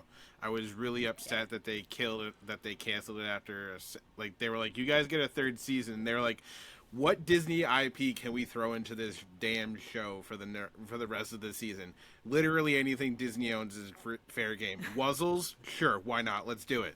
Anyway, so I'm super excited to have my kids get into Teenage Mutant Ninja Turtles like I was, and see how that TV, like, and watch it with them, because I've watched a lot of DuckTales episodes with them and stuff like that. And my 2-year-old fell in love with the original Winnie the Pooh. So you're talking about how, like, all the characters have their own, like, you're like, that's definitely not how we remember them. And they're like, Leonardo is like, he's got this weird, like, complex. Like, he has to lead, but he doesn't understand what to do. And, like, if you watch the original Winnie the Pooh cartoon, with, like, the blustery day and everything like that, you realize, man, all of these characters are nuts. Mm-hmm. Like, Rabbit's a jerk to literally everybody. He's a control freak. To not Rabbit. You know, Eeyore is consistently, like, just left over there. They're like, oh, Eeyore. He's and he's clinically like, depressed. I'm gonna go be depressed in my 4-stick house. You know, Tigger sounds a lot. Tigger is like Mikey that you're describing, where he's like, hey, everybody, look at me. I'm doing it, whatever. Look at me. If I'm not involved, then it sucks. I can definitely Pooh's that of selfish. everybody. All Pooh cares about is feeding his fat stomach. He steals honey all the time. Same as me. Anyway. I've seen memes where they talk about some of that, where they'll be like, your friend who won't leave, or something like that. Right. And, you know, so, like, in watching that over and over again, by the way, so it's kind of like it's weird to hear you describe the Turtles as that, because that's, again, not a thing that I've gone back and watched in its entirety. I've seen bits and pieces in episodes when, like, I don't know, for whatever reason over the past few years, or not few, but like 20. I'm excited to go back and watch the Turtles, the original cartoon series, because it has that place. And you see now why I get so mad when BuzzFeed paid somebody to write those articles. Right? I hate those articles. I literally refuse to click on them, because I'm like I've caught them, like, right, I know better. I'm like, this picture has nothing to do with the clickbait. I was scrolling something the other day, and it's like, oh, Millie Bobby Brown is leaving Stranger Things after season 5, and I was like, literally everybody is. It's the last season. Like, what? Yeah. What? What do you mean she's leaving the show? The show's ending. What? Yeah. You can't leave the show if the show is ending. They want those clicks. They want those clicks. Well, and over time, though, it makes people kind of just, like, take that as surface level, like, off the top of their head, kind of, you know, it just reinforces that, you know what I mean? So, not that it really... You know, obviously I don't mind if I talk to somebody. I'm just happy to talk with them about Turtles in any capacity, you know. But Same. Occasionally, you know, I'll talk to somebody at a convention and they'll say something like, "Well, you know, because Raphael is always the angriest one, you know," and like in every, and I'm like, not in every. I mean, and I won't say anything, but he's rude, okay? Right. He's not angry. Right. He's just rude. Right. He gets really, like, he starts to make jokes, you know, like his rude, like, sarcastic jokes, but he will make jokes about, like, I can't believe we have to do this, and, you know, then he'll turn to the fourth wall and say something, but he always kind of is masking, like, anxiety about actually not wanting to fight in the 87 show with, like, his little cracks. I would say the angriest he ever got was, like, in the first 5 episodes when he's, like, holding the Psy up to... you know, one of the henchmen, and he's saying, "I'm gonna have to get sarcastic," and that's about as angry as he is. And then, like, he gets mad later, much later on, and he tells Donatello to shut up or something, and he just gets pissed. Like, but it's besides, like, things like that, Donatello in that show actually gets more genuinely mad. It's really jarring to see it. You know, does he get more mad because his inventions almost inherently always fail? And do they always fail because they gave him, like, 20 minutes to build, like, the most complicated thing that none of them can even comprehend? And they're like, it failed. It's like, dude, you gave me 20 minutes. I don't understand. Probably. He'll have, like, outbursts where he's like, "Can't you see I'm trying the best I can?" And he actually does seem, like, more annoyed than the others. Like, I don't know what to say. I'm not gonna. So... I'm pretty stoked about going back and watching it now. Like, you've made me even more stoked, which is hard because I have my own affinity for the show and my own affection for Turtles in general. It's, like I said, I have the same, you know, bedspread or the sheets that you have hanging out behind you. I've got, you know, I have a lot of things. And at last year's Granite Con, I spent a lot of time in that room that was basically Turtle Central, to the point where, like, halfway through Sunday, I was like, there's a whole other section to this convention. I should go. I went, like, at one point in time on, like, a Saturday to meet Janet Varney, and then, but it was, like, there and then back. How dare you wander off? Well, take comfort in the fact that the show is, in fact, much stupider than I'm even describing it as right now. I'm excited. I'm excited. But going, like, back to the season comment you made, like, you're like, we didn't understand seasons.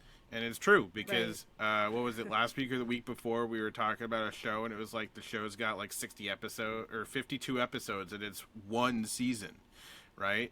Mm-hmm. Like, Turtles put out so many DVDs where it's like season 4, part 1, and like the first 5 of them are like part 1, part 2. And I'm like, my brain was like, as an adult, like, I don't understand what you're doing. Like, why can't you just give me season 1? So when they gave me the box set right there, I was like, yeah, I'm just gonna, that makes way more sense in my brain. I have all of the other individual DVDs, which made my brain hurt.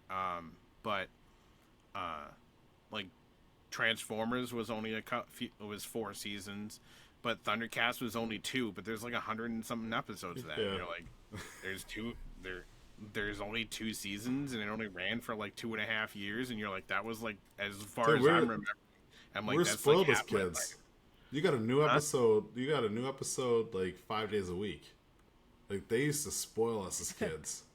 It wasn't like it wasn't like, hey, there's a new episode every week for the next 12 weeks, and then you gotta wait 8 months for another one. It was like, no, new episodes Monday, Tuesday, Wednesday, Thursday, Friday. Like, we got Saturday spoiled. morning would have its own. Yeah. Saturday morning would have its own set of cartoons. and then like during like we might get a week off where they would just show random repeats, and then like all of a sudden we'd be back to like 2 or 3 weeks of like 5 episodes a week and stuff like that. Whereas now like all cartoons are like, we're gonna give you 10 episodes in 5 seconds because we're just gonna upload them to the internet, and then you're gonna have to wait like 6 months or a year, and you're gonna be super mad because you have to wait 6 months or a year to do that, and which is, you know, comics that luckily come out once a month in most cases. So I'm like, you're much more consistent. I can deal with consistency. Yeah. So Saturday morning cartoons, I've had this idea that I'm waiting for someone to do. I know it's never going to happen because of the way well, let's just do it then. Our minds work nowadays, and people are just so impatient. I want someone to make a streaming service where you click like 10 shows, like check off 10 shows, put them in a playlist. But instead of playing like episode 1 through 20 of that show, plays one episode from each show. And then starts over and plays episode 2 from each show or whatever. Oh, that'd be cool. So it's kind of like reliving the Saturday morning cartoon thing where you'd sit down and you watch like 5 or 6 shows, one after another. I want someone to do that. That way, I don't want to have to bounce back and forth. I just want you to do that for me. Play the commercials too. Give me all that nostalgia. Put those commercials back in there. YouTube, I did find an ABC broadcast from like 1990 or something, 1991, and they had it's like a 2-hour long thing. So they're, you know, like random nostalgia, but not like specifically as like curated as like what you're saying. But like if you haven't checked out that kind of thing, I will say there are like some YouTube channels that have uploaded like, this was recorded from 1992, and it's like the CBS morning, you know, block for like 3 hours with the commercials intact, and then it'll say something like local Texas station something. Okay, yeah. You know? And you can tell it's somebody who like played with the tracking on a VHS, through a VHS tape, right? Like 30 minutes before they recorded that. Yeah. That was actually one of my favorite things about the Transformers DVDs was they left in the cut to episode pieces. Or the cut to commercial pieces. It was like, so like it's like we'll be right back, and then it like comes right back, but because they didn't leave the commercials in, but they definitely left in the transition to the commercials, and I was like, my friends hated it, and I was like, that's the best part of the entire DVD set is the fact that they left in that stupid one, 3 seconds of animation that I found. Like, we go back all the way back to the beginning of our conversation. It's those little touches that make it feel so much better than it probably should. Like, if I watch The Great Boldini, I'm going to see if I have my VHS tape. Like, I'll skip it on the DVD and I'll find my VHS tape and I'll hook up my VCR to my 50-inch plasma TV and I'll watch it that way. And it's going to look beautiful. Hey, I've watched laser discs on that thing, so you can shut it, dude. Yes, I have a laser disc collection. Nice. Jesus. It's fun. They're not great. Like, don't get me, like, just so we're clear, this is not a new thing that you should go do. It's not like a record where it actually sounds great. Like, the quality is less than a DVD. And it's literally red, white, and yellow cables, and most TVs don't even have that anymore. So I have a few anime laser discs, mainly just for the art on the sleeves. Martian Successor Nadesco, and things like that, just for the big record size things. But no, you're like that right there. That piece right there is actually one of my favorite parts about the laser discs is the art on this weird big ass canvas, and it's like it's why I have like a bunch of records is entirely for that aspect. I don't, of all of the stupid old technology I have, I don't think I actually own a record player. I don't. But I have stacks of records entirely for that reason. It's entirely for the art on the media. I just happen to have a Laserdisc player in addition to Laserdisc art.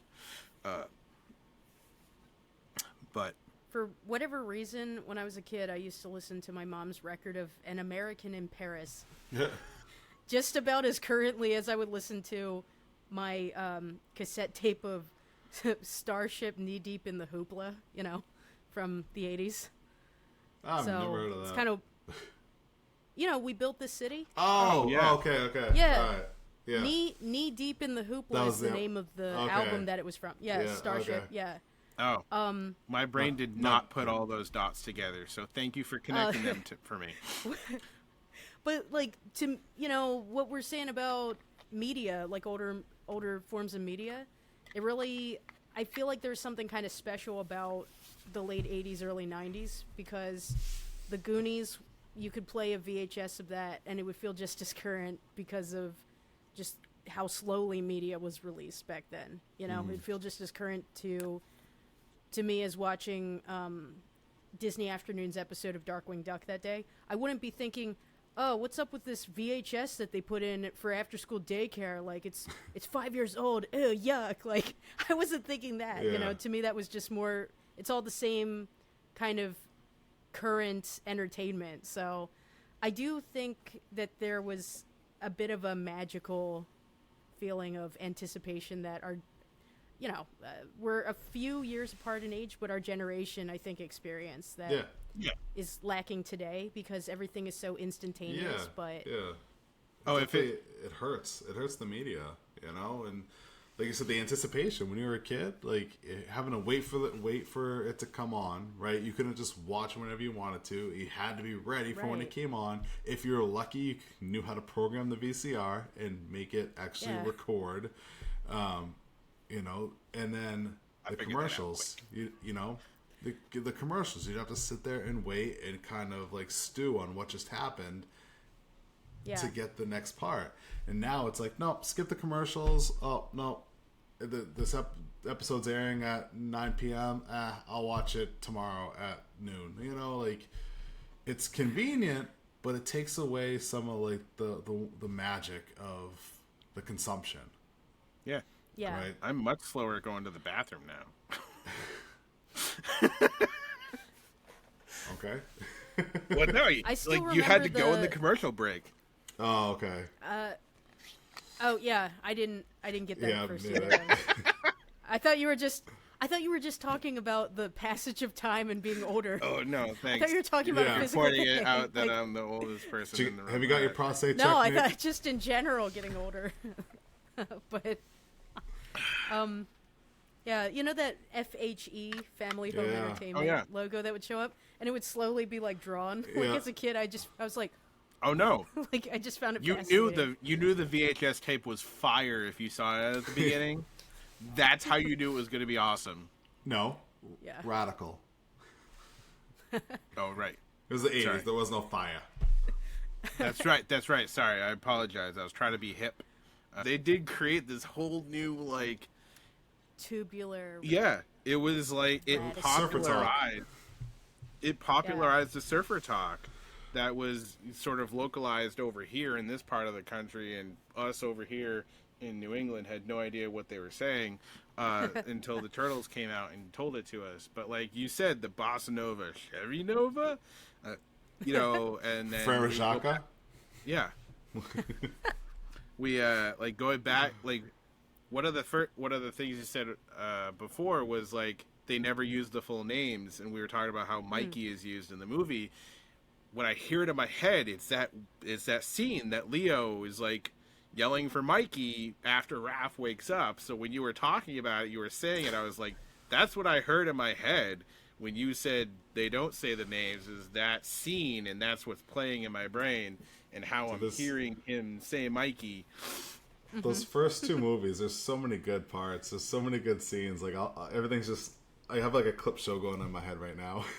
Yeah. Yeah. It's so good. When I was a kid, I thought that the scientist in The Secret of the Ooze, I thought for sure, like, I was convinced that's Baxter Stockman. Yeah, that would have been cool. So cool. I like in the second one when Michelangelo didn't do that. Michelangelo gets in trouble, and Splinter's like, 20 backflips, go! And you just see him, and he jumps, he goes, 1, 2, and he's just jumping, he's like, oh!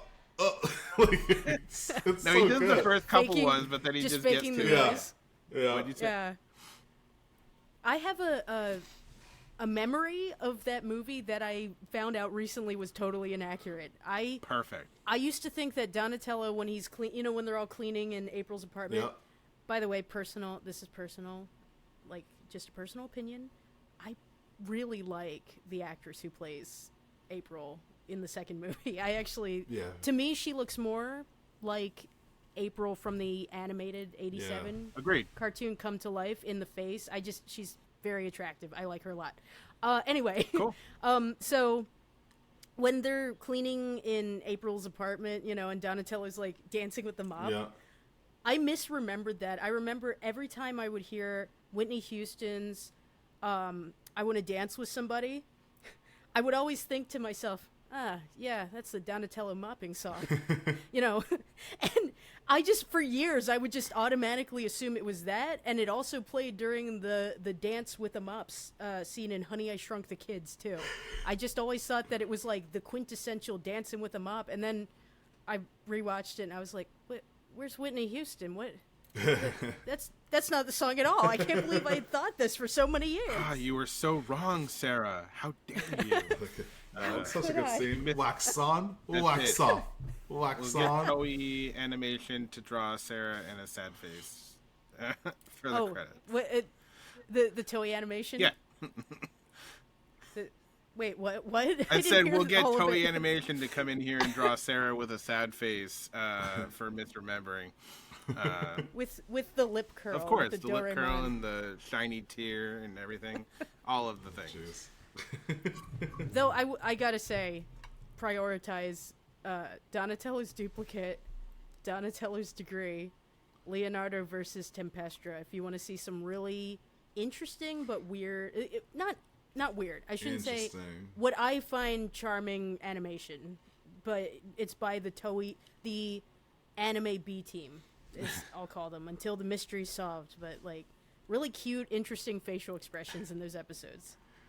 Weirdly, there's an episode where Vernon and Byrne, Byrne Thompson, get abducted by aliens, you can't make this up, who look like Elvis Presley. And the entire sequence features these aliens who look like Elvis Presley tickling their feet. And I was like, who the hell is it on staff, man? I'm like, is it you, David Wise? Like, David Wise? But yeah, and there are some episodes of Turtles that will just begin one way. Then halfway through, you can tell the writers either got high or just never finished the episode. It didn't give two shits.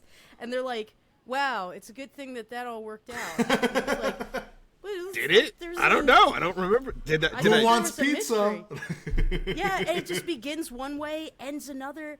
I have no idea what it's like. They don't care, and I know that a lot of it was they had to get those episodes out real quick. But I mean, like my enjoyment level is not really doesn't really line up with, if I'm being objective, the quality level. You know what I mean? Yeah. Like the 2007 Turtles movie, TMNT.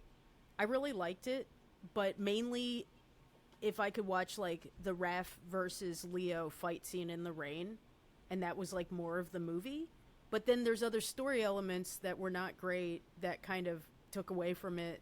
So if I'm being honest, it's not like a very quality story-wise Turtles movie, but I really, really have like a soft spot for it, and I just really enjoy it, So yeah, I mean that's why I'm not seeing that one, so. Yeah, I feel like if you watch the 2003 Turtles series, watch that all the way through, and then it's kind of, in some ways, I think of it as, not like you have to, but I think of 2007 as kind of being like the motion picture version of those Turtles, because it's a little bit more serious. Sure. Yeah. Okay. Yeah. I enjoyed that movie. I did see it in theaters. I walked out and I heard a lot of people being super agitated. I was like, it was a fun movie. Like, I've brought it up before. Transformers with Marky Mark, the first one. Was it Transformers 4? Everybody like trashed that movie, and I was like, what did you go in expecting like Oscar performances from Marky Mark? Because you're never gonna get that. Did you expect what did you go in there expecting? Well, I expected a better movie. I went expecting robots to fight robots. But again, that's one of those things where they need someone who understands the property to actually do one of those things, because again, it's one thing if you're going to make, a movie, right? It's one thing if you're Michael Bay in the 90s and you make Bad Boys, right? That's What about Bad Boys fine. 3 or 4? I mean, there was a third one, right? Or Yeah. was there? I don't remember. Yeah. No, there was. Yeah. That's Okay. that's kind of my point, but The problem is you're taking a property from the 80s that's been around 30 years that people want to see, and you're taking 30 years of history and you're fucking with it. That's the problem, right? That's the problem with that. That's the problem with the G.I. Joe movies. Like, you don't fuck with it. Like, there's evolution and growth, but he threw that out the window and just said, nope, I'm doing what I want. And they almost reeled it back in with the Bumblebee movie, right? That was a pretty good movie. Story, plot, character design. They were like, all right, we course corrected, and so many of us nerds were happy. And then we got Rise of the Beast. We're like, oh, so they didn't learn shit. Gotcha. And that's the way these studio execs are, unfortunately. It's like, I get where you're coming from, where like, I'm just going into a 2-hour movie. I just want to be entertained. I get that aspect, but you're taking beloved properties that have had lore and history and diehard fandom for 30 years, and they're just getting turned up, on their heads, and getting just turned upside down and shook. And that's not what you got to do with those things, I hope we can do another episode though down the line. That'd be really fun. Absolutely. You already gave us 2 topics: Darkwing Duck and Mighty Max. That's right. right. And you can come back, do whatever you want. I did want to say, I have appreciated the Saturday morning cartoon comic book that Turtles is putting out over the past, what is it, like year and a half, I think. I've got a lot of back issues. That, because I think that's the one. Yeah, this one. Yeah, exactly. Because it's hitting all the points that Mike said, where it's like, it's hitting that nostalgia bubble. It's not The Last Ronin, or Last Ronin, right? Now I'm like questioning that. No. Yeah, it's not The You're Last correct. Ronin. Yeah, Right, yeah. I was like, is my brain fried now? But it's not The Last Ronin. It's not any of the Turtles stuff we've got from, the past 15 years worth of comics. It's not TMNT and Batman or anything like that, right? It does play into that nostalgia bubble and I think that's why it's succeeding super well. So, anyway. It's the cartoon, but on paper. Yeah. Pretty much. I mean, as I mentioned, I didn't color it to look exactly like the cartoon, but I figured we have access to, for example, when I colored these pages, I'm thinking, look, I got access to ag glow, opacity differences, technology. I'm going to use it, you know what I mean? And definitely, like, as a fan of the cartoon, it's been really fun to like work on Wonderful. the comic. Yeah. But I'm glad you're enjoying it. Thank you. So, where can people find you? My website is sarahmyer.net, SARAHMYER.net. And then on Twitter and Instagram, you can find me at SMyer, MYER Comics. And yeah, that's my handle. Perfect. Sweet.